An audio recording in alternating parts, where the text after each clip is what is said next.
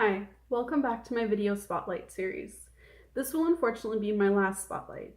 If you watched my previous video, then you know I've been having troubles with the software I'm using to record my interviews.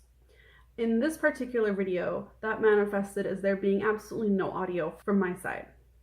I've inserted my questions as text throughout the video, so I hope it won't bother you too much. This particular interview is with Ed Sowder, the EVP of Burning Willow Press, my publisher. He's got some great information about the company and about the books that are coming out in the next 3 months or so. If you haven't read his text interview, click the link in the description box below. It's well worth a read and it'll help you understand what we're going to talk about in this video.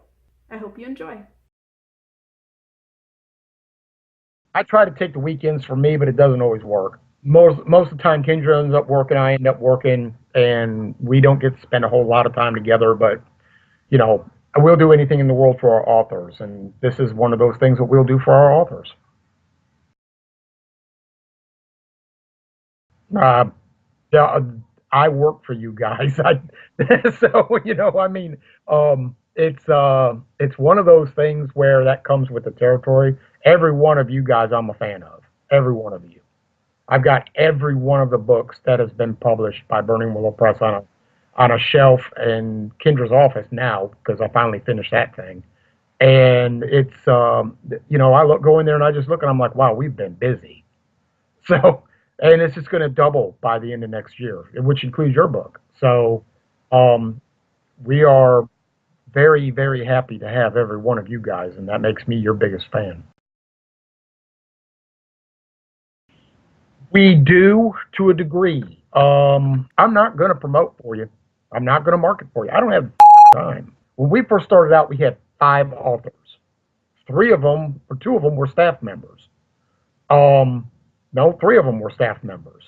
And then we landed Jim and Mark and Sarah through Ellie and a couple others, but they didn't become staff members. I could spend all of my time marketing those guys. As we grew, and now I've got over 100 authors, I have less than 1% of my time to spend on them. I mean, our schedule next year is every 2 weeks to every week we're releasing a book. Some months we're releasing 4 books in. So we don't have the time to do all the marketing for you. And that's, when you get in with a publisher, you expect they're going to do a certain amount of work. Okay. The big 5 expect you to have 100% of your marketing in place before you even submit to them. I think they know the industry better than I do. I'm going to listen to what they have to say, because I want to be that big one day, but I don't want to lose the relationship that I have with my authors along the way. A lot of bigger companies forget where they came from, and now it's all about money. But I still don't want to lose that relationship that I have with my authors, the way they can come to me and say, hey, I've got a problem here, I got a problem here, and me try to fix it or get the right person on the job to fix it. Because if I can't fix it, Kendra likely can. Because her being in charge of the company, I work for her. So if she says no, no. If she says yes, yes. She's in charge. So she's the boss. If she says we're not going to do it, I'm sorry, I can't bend that. She owns 51% of the company. That's the breaks. I give a lot. I try to take care of you guys. I try to make sure that everybody's happy. I feel like if I've got happy authors, I'm going to have a happy company. And that's part of business leadership 101. You lead. You don't manage, you lead. Leaders are out there in the trenches with you, which is why I decided I wanted to start writing again, too. And this book is coming along. I've got 3 chapters of it done, and my co-author's loving what I'm doing. So hopefully, with any luck, it'll be a #1 bestseller for the company. I'm hoping you all make it to #1, every one. I know the highest that Crossroads in the Dark 2 made it was 15, which was impressive. Crossroads in the Dark 3, I think, made it all the way up to 21 before it started falling back. So I'm not dissatisfied by that. Top 25 is top 25 no matter what. Crossroads in the Dark 1 only made it up to about, I think it made it to 34, and that was as high as it got. So I'm still impressed. Our first anthology got in the top 50. Hey, that says something. With the not having enough time to write, everybody says, "Oh, you got to make time." Okay, I can't make time out of 24 hours if there's only 24 hours in a day, and 16 of them I'm in front of my computer working on other people's stuff. I don't have the time outside of BWP to spend on writing. Now that I have a project, I'm finding that I'm finding the time to write it in between edits or stuff like that. If I get like the next set of outlines from my co-author, then where he wants to take it, I'm looking at it and I'll tell him I'll have you something by the end of the week. That's a deadline for me. By the end of the week, I have to have him something. I sent him homework the other day, told him I needed it by the end of this week coming. Um, he's going to get this story out soon, but I'm telling him it'll take a year to develop, and then it's going to have to be edited. So he's like, "Well, can't you edit it?" I go, "No, I can't edit it." He goes, "Well, why not? You're an editor." I go, "I'm an editor, but I can't edit my own thing. That's not how it works. You always miss stuff when you're that close to the story." So he goes, "Okay, I understand." So I don't know which editor I'll pick to do it. I mean, we've got 8 of them, so it's not like I won't have my choice. Might even get Kendra to do it. I don't know. She's a pretty fantastic editor herself. So we will we'll figure that out when we get there. But I'm finding out now that I'm back to the topic. I'm finding out now that I'm finding where I can find an hour to write up a paragraph or two. Or like the other day, I wrote 3,200 words, and I didn't realize it did. It took an hour, and I was like, wow, I did 3,200 words in an hour. And reading back through them, I was like, I might be able to keep all 3,200 words. So I'm like, that's impressive. So I've got almost 10,000 words down in this story, and I might be able to keep 7,500 of them. That's pretty good to me. You know, that's 75%. In college, that's a C. I'll take it. So, yeah, it's a crossroads to where you're going to figure out as a writer where the time comes to write, and if it's inside you, it's got to come out, because if not, it'll drive you nuts. Now, the most important thing for me is driving down the road and getting an idea what the hell am I supposed to do with it.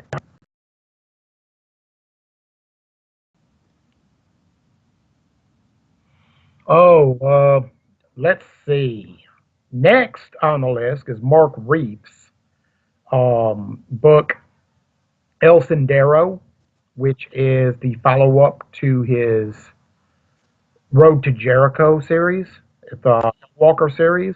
That comes out November 1st. Very excited for that because that book is really, really well done. You know, James is really good, or Jim's really good about doing conspiracy theories in his books. Well, so is Mark Reef, and I think he pretty much, because this book was wrote before President Trump became President Trump. I think that this book may have preceded that a little bit, but kind of also foretold what was going to happen. And I was like, dude, really? Where's your crystal ball at? You need to let me borrow it. And he just laughed. After that, we've got Kendra's book, Sick Like Me, which is the 4th in her Miss Hyde novella series. And I'm very excited about this because Blythe is back and she's badder than ever. So I mean, she is absolutely ready to take on the world. And I know you've probably seen the cover for W.T. Watson's Hunting the Beast, comes out in November as well. That is a book about, well, you know how we all believe werewolves may have existed, or, well, we're horror fans. We all believe werewolves exist. So what about when you have a rogue werewolf? How do you police that? The underworld has their own police academy for that. And it comes out November 18th. Then we take Thanksgiving off. Everybody gets the week off. And the staff can work if they want, but I am not going to. I'm going to take some time for me. Well, I'll probably work either way. I'm going to try and write some more. I'm going to try and spend some time with Kendra and hopefully just relax maybe get fat on turkey. I don't know if I can get any fatter. Then when we come back from that break, though, J.J. Madden releases Starhawk Chronicles Book One. The sci-fi done right. This is incredibly good. This is really, really intense. Other planets, aliens, spacecraft, the whole 9 yards. It's a fantastic read. Then our master craftsman Carrie Denny releases Beyond the Veil just before Christmas. Uh, Deals with the afterlife, some rather exotic animals, some exotic locations, a couple really interesting characters along the way. He's definitely a master at his craft. He really is. In the end of January, Fiction by Ryan Lesky comes out. We've got two coming out in February, two, three, four coming out in March, two coming out in April, two in May, several in June, and then we take the week of 4th of July off. Your book comes out on March 3rd. I know you're looking forward to that.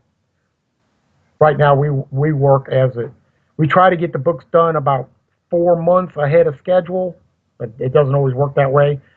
Editing can take time, formatting can take time. Promotionals don't usually take that much time. Lynn's pretty quick about getting them done, which love her to death. We talk every Monday. Every Monday morning we have a phone conversation, and she and I have become pretty good friends. I really enjoy talking to her. She thought it was funny to have a boss that cusses. I said, "What are you talking about?" I go, "I cuss all the time. I don't give a damn." She just laughed. She thought that was great. She goes, "I've never had a boss that cusses."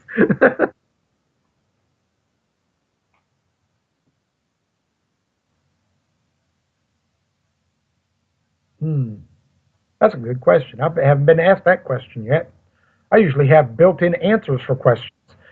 Well, at 3 years, we are not where we want to be. We are getting there. It takes anywhere from 3 to 5 years to start seeing your company as an author or a publisher. This is the rule of thumb: 3 to 5 years. 5 years before you're seen as an equal to your peers. You have to deal with it. So at this point, things went really wonky, so I had to cut the video a bit short. Ed, thank you for helping me wrap up my video spotlight series, and for helping make so many people's dreams come true. To everyone watching, I hope you enjoyed the video spotlight series despite how short it was. As my book release gets closer, I intend to do several more videos promoting it, including maybe reading a couple of chapters. So if that sounds interesting to you, make sure you hit the subscribe button and the notify button. I hope to see you later. Bye.